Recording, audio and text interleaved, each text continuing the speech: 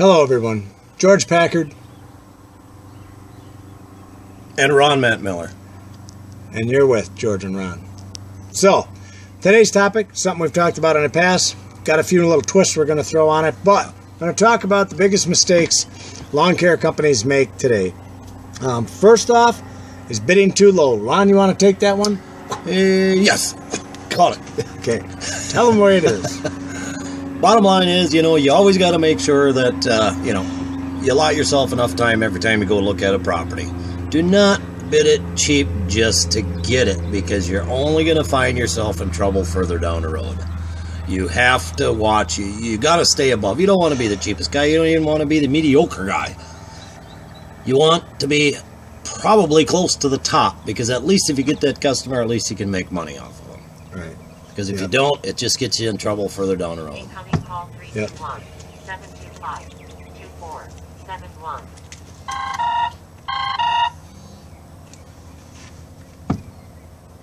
Well, that was well said, Ron.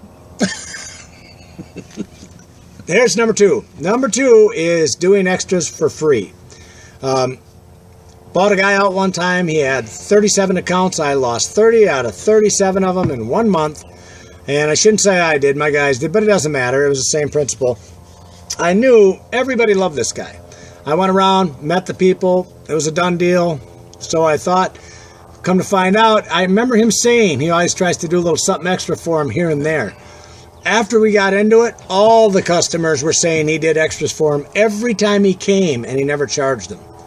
So, every time he came there, he'd spend another 20 minutes, half an hour, sometimes an hour on their properties and not even charge them for it. When I walked in and said, I can't do that, I absolutely need to be paid to do that for you. I'd love to do that for free, but I can't. After I told him that was it. Yep. Anyway, you can shut that phone off while we're filming, Ron. Jesus Christ. It's all the time. Anyway, I guess I might as well pick number 3 right away, because he's not listening. But back to the extras. Make sure you charge for them, you guys. You got to pay your bills. You got to feed your family. You got to feed yourself. Man, your time is worth money. You got to get paid for it. Don't screw around and do shit for free for them. I don't mind doing something a little extra once in a great while for them, but don't spend a half an hour there doing shit for nothing. That's just ridiculous, okay? Keep that in mind. And I know I'm going to hear both ways. You guys are going to say, oh, I do stuff here and there, and that's okay. And, well, whatever. I mean, you're in the business to make money or you're not, but it's your time. So, anyway, number 3, Ron. Number 3, screening your employees. That, a lot of times, even if you do screen them, you could do background checks on them or something, but somebody always seems to have a skeleton hidden in their closet. But who are you shitting, Ron? well, I know. Hey, what it boils down to, before we get into a long lingo. Hey, I'm not going to bullshit these people, Ron. Pulse, you're in the truck. Driver's license, you're a foreman in the truck. That's some gut-wrenching, knee-slapping shit right there. But it's absolutely the truth. You got a pulse, get in a truck. You got a driver's license and a pulse, you're the foreman. Giddy up, here's the keys. That's how bad it is, and I don't give a shit how much you screen your employees, at least down here in Florida. I mean, you should screen as much as you can, but we go through them so fast that, I don't know. It's just I think hard. It would be time-consuming. It is. Well, it's very time-consuming. Down here, just to show you how bad it is, we could set up 40 interviews for one day. And you'd say, well, how could you interview 40 guys in one day? No problem, because about 5 of them will show up. If you're lucky. We can do that in an hour. Mm-hmm. So, and out of those 5 that show up, I don't know, 1 might have a driver's license. Here's the unique thing. I found this funny as hell. You put an ad on Craigslist, and you put on there about, you have to be a hard worker, dependable, this, that, and the other, not afraid of work, you're not afraid of the heat, blah, blah, blah. Got to be on time, and you have to have a valid driver's license. Exclamation marks. And out of the 5 that showed up out of 40, 1 of them has a driver's license. What in the hell are they thinking? And then when you ask them, what in the hell are you thinking showing up for an interview without a driver's license? They're just like, well, I don't know, man. Yeah. You know, I just thought you'd hire me anyway. Can I get my check, man? Yeah. Can I get an advance? Can I get an advance, man? I don't know how I feel about that. We've even hired employees and said, look, we'll increase your wage. You got 30 days to get your driver's license. We've had them hang around for 2.5 months, and they've never even made an attempt. I know. But to stay on focus, we can rant about that all the time, which we tend to rant because it pisses me off so much. But we'll go on to number 4, which is not answering your telephone. Huge mistake people make today, not answering that telephone. And that's great for us because when we get a call from someone, they'll say, well, you know, you'll go out and meet with them and you'll say, hey, what was the deciding factor? And they'll say, what do you mean? And I'll say, well, you know, between me and the other people you interviewed for your job here. And she says, there was really no competition. You're the only one that actually called me back. And we hear that a lot. Yeah. A lot. So we raise our price automatically because we know we're going to be the only ones that come there. That's right. Oh, so anyway, yeah, the rest of you guys don't bother answering your phones. It's a dumb idea. Yeah, it's stupid. Just hang up. Hang up. Hang up. Yo, and if you answer it, don't show up. Yeah, don't show up. Screen your calls. You don't recognize that number, hang up. Oh, shit. Okay. Poor maintenance. I'm going to tell you a story about maintenance. Had a new NPR Isuzu work truck. Big quad cab, $85,000 setup, all set and done. My guys turned around in, what was it, 6 months, I think, ran it out of oil. They give you a sticker when you change it, at least our dealership does. Gives you a sticker on there and reminds you to check where your filter is, because the oil filter, because the big diesel motors, you know, they brrr all the time, you know, and they can work loose. They're known for it. So anyway, they have the sticker. It doesn't mean anything. They have lights on in the dash. It's supposed to tell you when things are wrong. They got a buzzer that goes off. It's supposed to tell you when things are wrong. But these guys just continue to ignore it, say, oh, they'll get it tomorrow. Oh, they'll get it the next day, whatever, and end up blowing the thing up. You know, new motor cost me $15,000. Wasn't insured for that because it was a maintenance issue. I've had mowers blown up because they haven't checked the oil in them. Just ridiculous stuff like that. So that's a huge mistake. You get your equipment, take care of your equipment, wash your equipment, check the oil on that shit, keep it greased up, man. It'll last a long time for you. Don't do that. It's going to cost you a ton of freaking money. Next. Poor routing.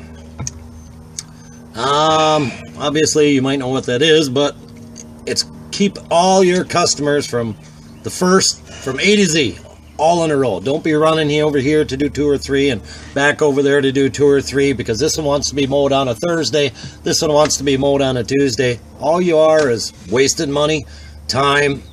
It's just not worth it. You have to explain to your customers, well, this is my route. I'm here on Tuesdays, so you're going to be cut on Tuesdays. They might say, well, we'd rather be cut on Thursdays. And there's a lot of guys that'll say, well, okay, we can work you in. We can cut you on Thursday. Well, you're already done with that, and you got to run 30 miles out of your way just to do one customer, which you should be continuing on with your route. Don't do it. It's not worth it. I know guys that back home in Wisconsin that do that, and because I hired people from this company, and they're a pretty big company back home, and I guess they send them from one end of town to the other all the time. They're constantly going back and forth and back and forth instead of starting here, making the route, coming back around, and calling it a day. You know, at the end of the week or whatever. They didn't do that. They were going back and forth, and they're bitching about all the expenses they have with the fuel, this, that, and the other. Well, man, it's a no-brainer. Yeah. You know, I don't care if they want to be mowed on a Thursday. I'm not going to bend over backwards. If that's a Friday route or if that's a Monday route, that's when they get mowed. If that's when they want to sign up with us, it has to be by our rules. So if they don't want to play by our rules, then we don't need them. Right? Exactly. And everybody wants to be mowed as close to the weekend as they can, but it just doesn't happen. Right. And the cool thing about the routing, too, the bigger you get, you're going to want to find ways to cheat, so to speak, to help you with your routing. Yeah. Routing software is expensive. I haven't found anything that really works great for me. If you guys have any comments about anything that you found that works for you, I'd appreciate hearing about it. One of the neat things that we use for routing is our GPS systems in our truck, which is from GoTrack. And what it does is it shows you a map of Brevard County, let's say, where we work. and it'll show a dot where every one of your jobs are. And as the new ones come in, those dots will come up. And then it basically is just connecting the dots. That's how we make our route as we go along. Puts it in perspective. Instead of you having a map and you're trying to figure out where they go and check them off, it's way easier this way. You could see where they're at. You know, and the other cool thing, I know we've done a video about GPS tracking system, but it's so cool because it shows you where your trucks are at any given time. Just today, we were bidding jobs and picking up some customers, and we pulled out the Go Track because the lady said, well, you know, is there any way you can mow me this week? And I said to her, well, hold on a second. I hit Go Track button. Wife's got it programmed in my phone. Pops up. Yep. I can see where all my trucks are. I had a truck literally around the corner from where we were that I didn't know. And I said, you know what? We can have that mowed for you, and within the hour, we'll have it done. So Ron sent a text over to our guy. Guy did the job. When he came home tonight, talks to us about it, and he's just like, yeah, he says, you guys must have just left there because I got your text. And I'm like, that's right around the corner. Pulled around the corner, and the woman said to him, well, that was quick. The other guys just went that way, you know. So I said, well, that's how quick we are. Yeah. So, but anyway, that's that. All right. Holding on to employees. Well, that's a whole nother topic, but holding on to employees when you shouldn't. No. That's what we want to talk about. There's employees that I've held on to way longer than I should have.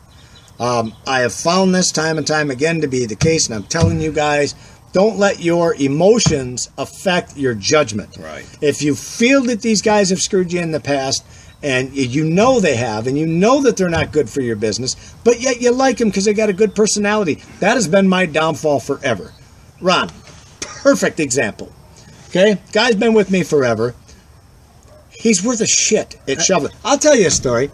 I haven't done shit. I planted 95 of these great big cedar bushes, these big old 8-foot cedars. I'm standing them up like this. Ron's over there, and he's just like, whoa, a little bit that way, George. Whoa, a little bit this way.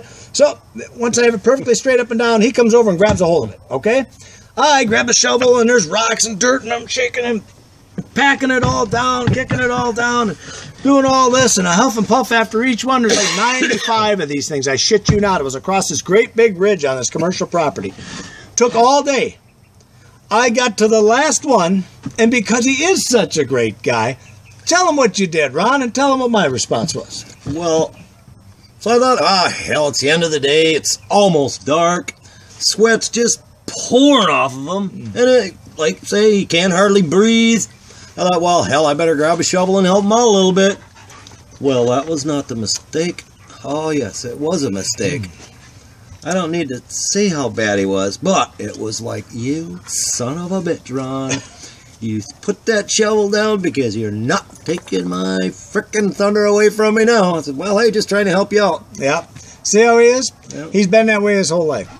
I keep him along, but there again, this is my downfall because I like people, and once I like them, then I overlook all the stupidity and the weakness and the laziness that comes with them.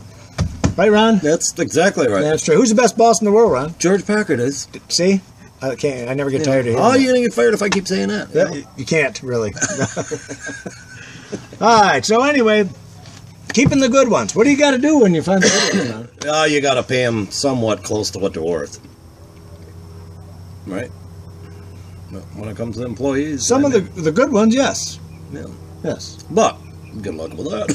Yeah. That gut splitting, knee jerking shit right there, yeah. So you never have to worry about paying them a lot. No, God, no. You don't have to pay them a lot at all. So that's probably why we go through so many. Just kidding. Just kidding. No, you have to. Yeah, you just got to pick the ones out. The ones, I don't care if you got a foreman in a truck, and then you hire a new guy to go to him, and all of a sudden the new guy that you hired seems to be a lot better than your last truck foreman. That he's already in the truck. You know what? The guy that's gonna so-called your stick man, if he's better, he's the one that's gonna get the raise, not the other guy. Yep, absolutely. And it's not. We don't. That's one of the reasons that we've not to cut you off, Ron, but that's one of the reasons that we go through a lot of guys is because we give the raise to the ones that deserve it. And they don't like it because they think they've been there longer. They just automatically deserve it. So we don't see it that way. No, guys who earn it, those are the guys who get it. So last thing, talk about the marketing real quick. The marketing mistakes are huge. Those of you who are not doing it, I know I've said this a million times. You guys got to get through your head.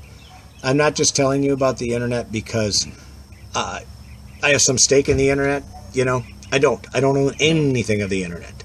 I'm telling you about the internet because it's the #1 client generator. Okay? Everything else I can talk to you about will help. Okay? The door knocking, the flyers that we use, those things will help you, but they're not going to save you, and they're not going to grow your company anywhere near as big as if you use the internet.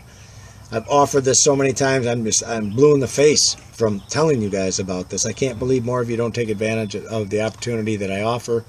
I've offered to give you my own personal website guy who builds the sites and does the SEO work for $1,000, which you can't find anywhere. Call around, you guys, do your homework. Don't take my word for it.